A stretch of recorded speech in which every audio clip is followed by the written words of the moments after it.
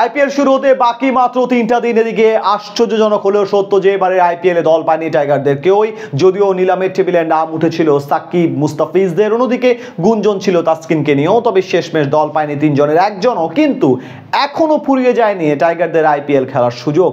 নতুন যে নিয়মে এখনো দল পেতে পারেন মুস্তাফিজ সাকিবরা, বিস্তারিত সেটাই শুনবো প্রতিবেদনের বাকি অংশে।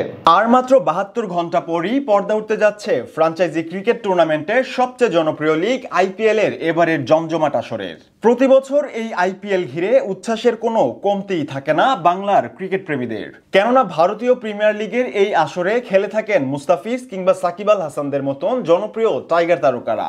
ভিনদেশের মাটিতে পছন্দের ক্রিকেটারের ব্যাট বলের ঝলক দেখতে তাই পুরো বছর জুড়েই অপেক্ষায় থাকেন ভক্ত সমর্থকরা। তবে এবারের গল্পটা যেন অনেকটাই ভিন্ন। আইপিএল এর নিলামে এবছর দল পায়নি বাংলাদেশের কোনো ক্রিকেটারই। নিলামের টেবিলে অবশ্য নাম উঠেছিল সাকিব মুস্তাফিজের, তবে শেষমেশ দুই তারকার কারোর প্রতি আগ্রহ দেখায়নি দলগুলো। নিলামে দল না পাওয়ার পরও সামনে আসছিল নানান খবর। গুঞ্জন শোনা যাচ্ছিল মুস্তাফিজকে পেতে মরিয়া শাহরুখের কলকাতা নাইট রাইডার্স, তবে শেষমেশ কোনো কিছুই চূড়ান্ত হতে দেখা যায়নি। মুস্তাফিজ বাদেও গুঞ্জন ছিল আরেক পেসার তাসকিন আহমেদের বেলায়। বাংলাদেশের স্পিড স্টারকে পেতে রীতিমতো হুমড়ি খেয়ে পড়েছে লখনৌ সুপার জায়ান্ট, এমন খবর রটেছিল বাংলার ক্রিকেট পাড়ায়।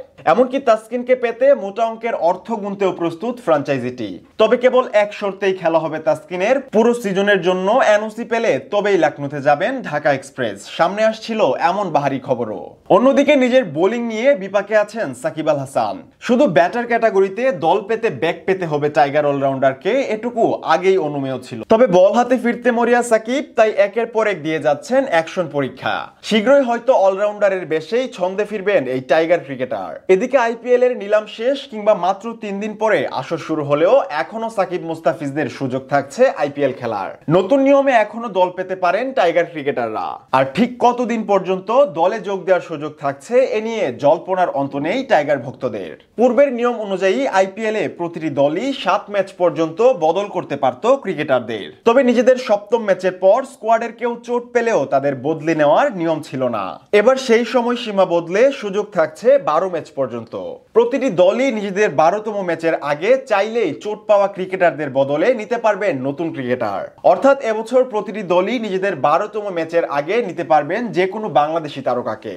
অবশ্য চাইলেই যে কাউকে বদলি হিসেবে নিতে পারবে না দলগুলো। শুধুমাত্র যারা নিলামের তালিকায় থেকেও দল পাননি তারাই কেবল দল পাবেন। কোনো বিদেশি ক্রিকেটার চোট পেলে তার পরিবর্তে বিদেশি নেওয়া যাবে। তবে বিদেশি ক্রিকেটারদের 8 জনের কোটা পূরণ না হলে লোকাল খেলোয়াড়ের পরিবর্তেও বিদেশে নেওয়ার সুযোগ থাকছে।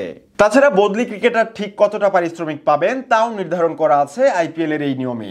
সেক্ষেত্রে নিজের ভিত্তিমূল্যের সমান অর্থই পাবেন ক্রিকেটাররা। তবে বদলি হিসেবে নেওয়া হলে মৌসুমের শেষ পর্যন্তই থাকতে হবে দলের সঙ্গে, তবেই কেবল দল পাওয়া সম্ভব নতুন নিয়মে। অর্থাৎ এখনো সুযোগ থাকছে টাইগার ক্রিকেটারদের। তবে শেষমেশ দল পাওয়া হবে কিনা তাসকিন মুস্তাফিজ কিংবা সাকিবদের তা সময়ই বলে দিবে।